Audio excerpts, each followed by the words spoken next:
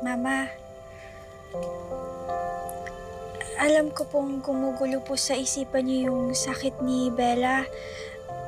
Kaya po, pinagtimpla ko po kayo ng gatas para naman po makatulog po kayo ng maayos. Gusto niyo po bang imasahe ko po kayo para po makapag-relax naman kayo, Mama? Okay na, Ara. Okay na ako sa gatas na binigay mo. Salamat.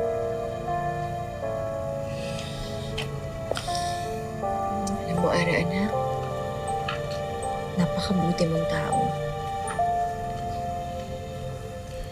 Kami pa rin ang kapatid mo ang iniisip mo. When in fact, affected ka rin naman din talaga sa nangyari. Kamusta ba kayo ni Bella sa school? Bella! Wait! Ara? Okay lang po kami, Mama. Pakiramdam ko po, namomroblema lang din po si Bella sa sakit niya. Kaya po, hindi po kami nakapag-usap ng maayos. Pero okay lang po. Naiintindihan ko naman po siya.